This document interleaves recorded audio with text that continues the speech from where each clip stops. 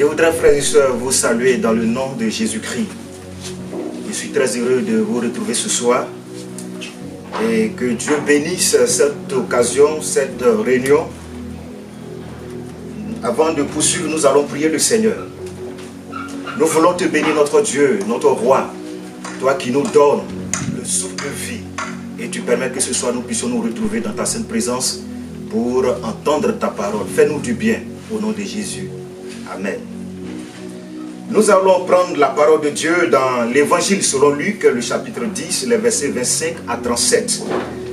Mais nous n'allons pas faire la lecture. Dans ce texte, nous voyons que ce texte nous parle de la parabole du bon samaritain. Et Jésus utilise cette parabole pour enseigner au sujet du prochain. Quand nous parcourons ces quelques versets, le thème qui retient notre attention, c'est l'amour. Mais ce n'est pas de cela que nous voulons parler ce soir. Mais pour cette soirée, je voudrais vous présenter le thème suivant. Reste à Jérusalem et ne va pas à Jéricho. C'est le verset 30 qui va nous intéresser. Il a dit ceci. Jésus reprit la parole et dit, un homme descendait de Jérusalem à Jéricho. Et il tomba au milieu des brigands qui le dépouillèrent, le chargeaient de coups et le laissant à demi-mort. Chers frères et chers sœurs, deux villes nous sont présentées dans ce passage, Jérusalem et Jéricho. D'abord, parlons de Jéricho. Josué chapitre 6, le verset 26 à 27 nous dit ceci. Ce fut alors que Josué jura en disant, maudit soit devant l'Éternel l'homme qui se lèvera pour rebâtir cette ville de Jéricho. Il en jettera les fondements au prix de son premier-né et il en posera les portes au prix de son plus jeune fils. L'Éternel fut avec Josué, dont la renommée se répandit dans tout le pays. Lorsque nous lisons 1 Roi chapitre 16, le verset 34, il y a eu un courageux, un homme fort qui a défié la parole de Josué, la parole que Josué a prononcée. De son temps, Hiel de Bethel bâtit Jéricho, il en jeta les fondements au prix d'Abiram, son premier-né, et il en posera les portes au prix de Ségoub, son plus jeune fils, selon la parole que l'Éternel avait dite par Josué, fils de Nun. Ici, nous voyons que la parole prononcée par Josué s'est accomplie parce que l'Éternel était avec lui. Et ce que Dieu a dit, c'est réalisé. Hiel de Bethel s'est levé pour bâtir Jéricho. Ce n'est pas de la malédiction que je voudrais parler ce matin, mais c'est pour nous faire comprendre la ville de Jéricho, c'est une ville maudite, une ville là où règne la malédiction, là où règnent les ténèbres. Et lorsque nous lisons dans l'évangile selon Marc, là-bas, il parlait de Bartimée, mendiant aveugle, qui se trouvait à Jéricho. Alors, Jéricho représente le monde et ses plaisirs. Lorsque nous lisons 1 Jean chapitre 2, le verset 15, il est dit là-bas que n'aimez pas le monde, ni les choses qui sont dans le monde. Et si quelqu'un aime le monde, l'amour du Père n'est point en lui. Jérusalem, il est dit que c'est la cité du Dieu vivant. Jérusalem, c'est la ville du grand roi. C'est là où Dieu réside.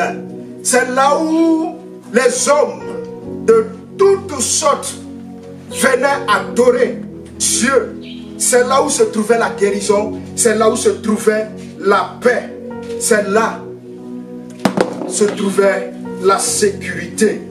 Mais quand nous lisons le texte, il est dit que cet homme est descendu de Jérusalem à Jéricho. Mais qu'est-ce qui s'est passé pour que cet homme puisse quitter Jérusalem pour Jéricho? Jérusalem qui représente la présence de Dieu, la maison de Dieu. Mais cet homme a quitté ce lieu important, ce lieu intéressant, ce lieu merveilleux pour aller à Jéricho. Mais entre Jérusalem et Jéricho, il se trouve qu'au milieu, il y a des bandits, il y a des brigands. Notre texte nous le dit. que cet homme descendait de Jérusalem à Jéricho et il tomba au milieu des brigands.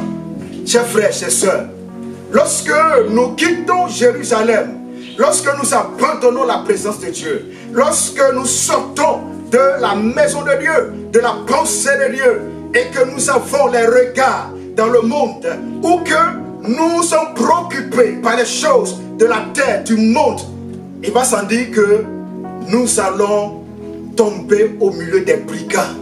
Et ces brigands-là, ce sont les démons, ceux qui en veulent à notre vie, ceux qui veulent détruire notre foi, ceux qui veulent nous arracher de la présence de Dieu pour nous mater, pour nous cribler comme du froment.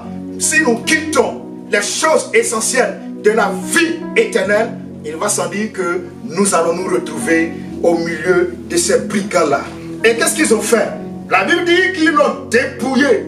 Ils ont enlevé tout ce qui était sous lui. Ils ont enlevé son vêtement. Ils ont enlevé son sac. Ils ont enlevé tout ce qu'il possédait ce jour-là. Ils l'ont dépouillé. Ils ont tout enlevé. Chers frères, chers sœurs, l'ennemi cherche à nous dépouiller. Il cherche à enlever ce qui nous coûte cher. Ce que Dieu nous a donné et qui fait notre fierté en tant qu'enfant de Dieu. C'est cela que l'ennemi cherche à nous arracher. Il cherche à nous prendre. Il cherche à dérober. Jean chapitre 10, le verset 10 nous dit ceci, que le voleur ne vient que pour dérober, égorger et détruire. Il vient pour dérober, égorger et détruire. 1 Pierre chapitre 5, le verset 8 nous dit ceci, soyez sobres, veillez. Votre adversaire, le diable, rôde comme un lion rugissant, cherchant qui il va dévorer. Ce n'est pas ta beauté que le diable cherche à dévorer. Ce n'est pas ta sagesse que le diable cherche à dévorer. Ce n'est pas ta capacité que le diable cherche à dévorer. Mais ce qu'il cherche à dévorer, c'est ce qu'il fait, c'est ce qui te donne de la valeur. C'est ta foi qu'il cherche à dévorer. Et lorsque nous lisons Éphésiens chapitre 6, le verset 14, il a dit ceci. Tenez donc ferme, ayez à vos reins la vérité pour ceinture, revêtez la cuirasse de la justice. Il cherche à dérober la cuirasse de la justice. Ensuite, il a dit ceci. Mettez pour chaussure à vos pieds le zèle que donne l'évangile de paix. Il vient pour arracher la parole de Dieu de notre cœur. Et lorsque nous continuons, il a dit, prenez par-dessus tout cela le bouclier de la foi, avec lequel vous pourrez éteindre tous les traits enflammés du malin. Prenez aussi le casque du salut et l'épée de l'esprit qui est la parole de Dieu. En un mot, voici ce qui fait notre force. Voici ce qui fait notre valeur. Ces choses que nous venons de citer dans ce verset. Et ce sont ces choses-là que l'ennemi cherche à dérober, que l'ennemi cherche à enlever, que l'ennemi cherche à voler, afin de nous rendre vulnérables, faibles. Et lorsque ces choses sont ôtées, alors nous sommes à la merci de l'ennemi, à la merci des démons. Il dit, il tomba au milieu des brigands qui le dépouillaient et le chargeaient de coups. Ils l'ont chargé de coups, ils l'ont frappé, ils l'ont boxé. Chers frères, chers sœurs, lorsque nous n'arrivons plus à prier, lorsque nous n'arrivons plus à nous exercer, à lire la parole de Dieu, lorsque nous n'arrivons plus à méditer la parole de Dieu, à vivre comme la parole de Dieu nous le demande, nous sommes entre les mains, nous sommes à la merci des démons, des esprits, n'est-ce pas, de la troupe infernale. Nous sommes à la merci de l'ennemi qui nous frappe de tous les coups, qui nous frappe de la maladie, qui nous frappe de toutes sortes de choses que vous pouvez imaginer. Et ce sont des coups que nous recevons. Pourquoi? Parce que nous avons emprunté le chemin pour Jéricho, la ville maudite. Nous avons emprunté le chemin pour le monde. Et c'est la raison pour laquelle qu'aujourd'hui, nous passons dans de telles situations. Parce que l'ennemi est présent et il nous a chargé de coups. Et il a dit, ils l'ont chargé de coups et s'en allèrent le laissant à demi-mort. Ils l'ont laissé à demi-mort. Chers frères, chers sœurs, Lui, il a eu cette chance. Il a eu ce privilège d'être laissé à demi-mort. Mais toi, tu n'auras pas cette occasion. Si pour toi, c'est devenu une habitude de quitter Jérusalem pour Jéricho, de quitter la présence de Dieu pour le monde, c'est devenu une habitude, quelque chose que tu préfères, quelque chose que tu aimes. Sache que tu ne pourras pas t'en sortir. Mais ce soir, je te montre le chemin qu'il te faut. Et dans cette situation, certainement que tu es troublé, tu es paniqué, parce que tu ne te retrouves plus. Mais ce matin, laisse-moi te dire qu'il y a encore quelqu'un qui peut te relever de ta situation. Oui, notre position en tant que pécheur, oui, notre position ne nous permet pas d'être à l'abri de toutes ces choses. Il nous faut revenir à celui-là qui est capable de nous rendre la vie, qui est capable de nous sauver. Chers frères, chers sœurs, le pécheur perdu ne saurait obtenir quoi que ce soit par lui-même, puisqu'il est tombé dans les mains de Satan, qu'il a dépouillé de tout ce que Dieu lui avait ordonné. Ce soir, je t'invite à venir vers Jésus. Si tu viens à lui, il ne te laissera pas, il ne t'abandonnera pas, et il te protégera. Il a dit, je suis avec vous tous les jours jusqu'à la fin du monde. Et il ne te laissera pas errer sur le chemin dangereux de ce monde dont Satan est le maître. Seulement reconnais ton état, reconnais ta position et accepte devant Dieu que tu ressembles à cet homme dépouillé de tout et laissé à demi-mort par le diable sur le chemin de la malédiction. Ne laisse pas ton orgueil repousser la grâce de Dieu.